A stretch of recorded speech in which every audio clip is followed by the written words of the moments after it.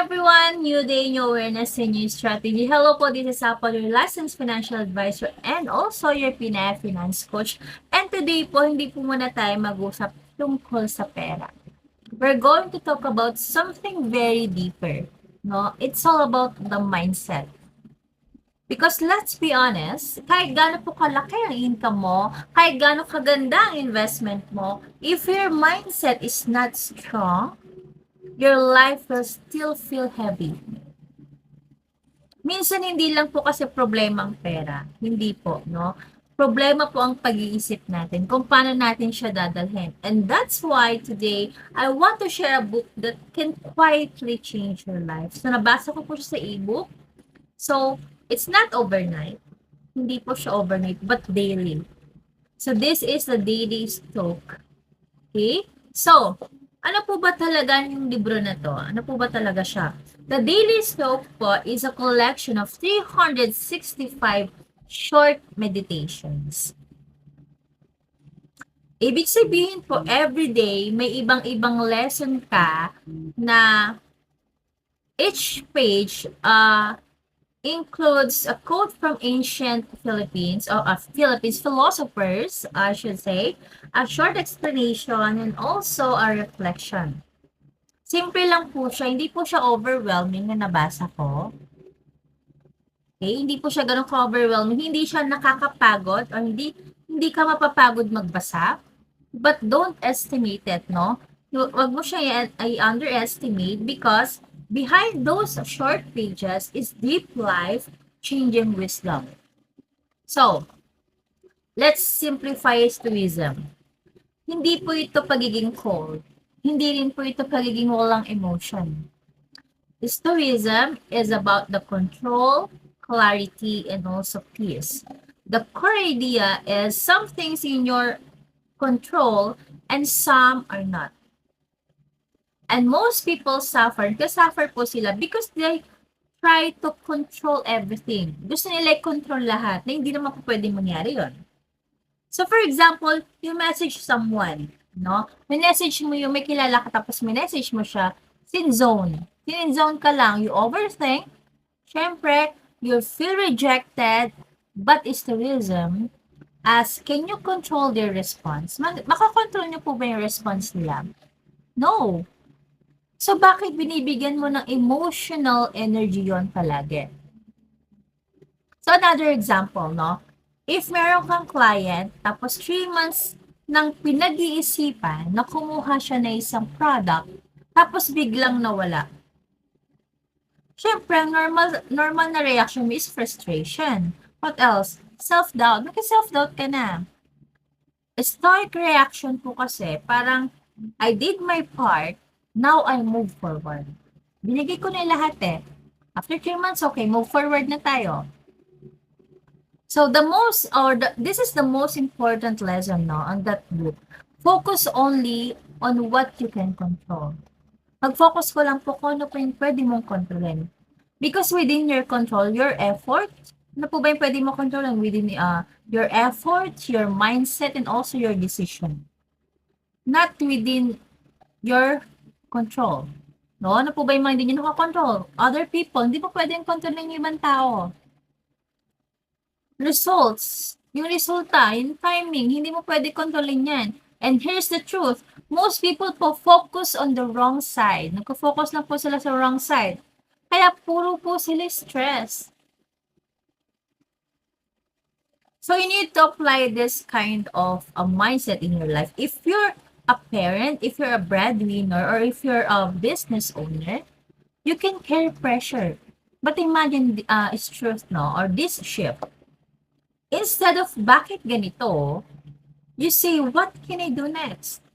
Isipin nyo po, bakit ganito palagi? Isipin nyo kung ano yung next na nagagawin nyo. That alone can changes your energy. So this one paano is very powerful. It's not what happens, it's how you see it. Example, you lose money, nawalan ka ng pera. Malas ko naman, wala naman ako ng pera.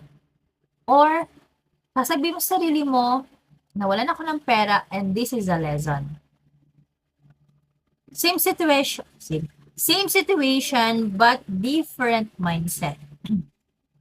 Different future na tinatawag natin. So in financial life, losses are normal. Very normal po 'yan. Rejections are normal. Delays are also normal. But if you see everything as a failure, kung nakikita mo yan lahat na nangyayari sa is failure, you will stop. Magtitigil at titigil ka eh. You will see everything. Yun nga po sabi ko, di ba? If you see everything as growth, kung titignan mo siya na nag-grow ka, saan naman nangyayari sa'yo, you will continue. So let's be real. Magiging real po tayo dito. Hindi ka motivated everyday. Wala pong ganong tao. Mamamotivate ka everyday. Wala po. And that's okay. Okay lang yun because Stoicism teaches us discipline is more important than motivation. Bakit po ba? Why? Motivation is emotional. Palagi ko naman sinasabi yan eh. But discipline is consistent. Example po, saving money. Saving money, hindi ka naman lagi inspired mag-ipon eh. Wala naman pong ganun eh. But if you build discipline, automatic na po siya. Same with business, same with career, same with financial planning. Small actions daily create big results. So this one hits deep. Also, no, the acceptance. Accept what you cannot control. Tanggapin mo yung hindi mo nakokontrol. Because the more you resist daily, the more you suffer. Kung palagi mo siyang ina-accept yung mga bagay na hindi mo makokontrol, magsasuffer ka everyday talaga. So parang you had plans, tapos hindi po natuloy. Instead of, bakit ganito? You need to say to yourself, what's next? What's next? Diba? Okay, anong susunod? Anong susunod kong gagawin? Acceptance po is not weakness. Hindi po siya kahinaan. Okay, hindi po siya kahinaan. It allows you to move forward without emotional wealth or without emotional weight. Parang wala kang mabigat na dinadala araw-araw. So let's bring everything together.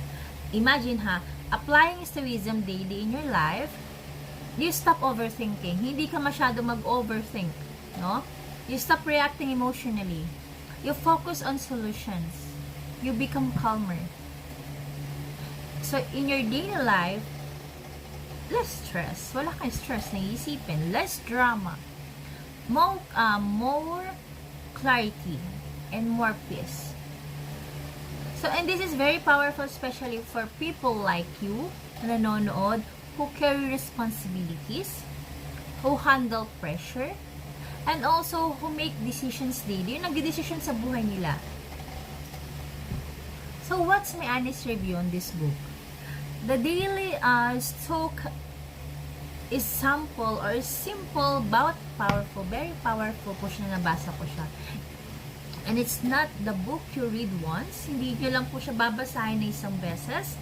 It's a book you live with. And if you're someone who overthinks, gets stressed daily, wants clarity into your life, itong libro po na to is para sa inyo. Try to read this. Meron po siya sa ebook. Sa ebook ko lang rin po siya na nabasa. Again, this is Apple, no? Your licensed financial advisor and also health advocate and Pinay finance coach or your coach. Reminding you na hindi lang po perang iniipon. Hindi lang po yun. Kailangan pati mindset po natin, pinapalago natin. Because at the end of the day, your mindset is your greatest asset. Again, this is Apple. See you again in my next video. Bye!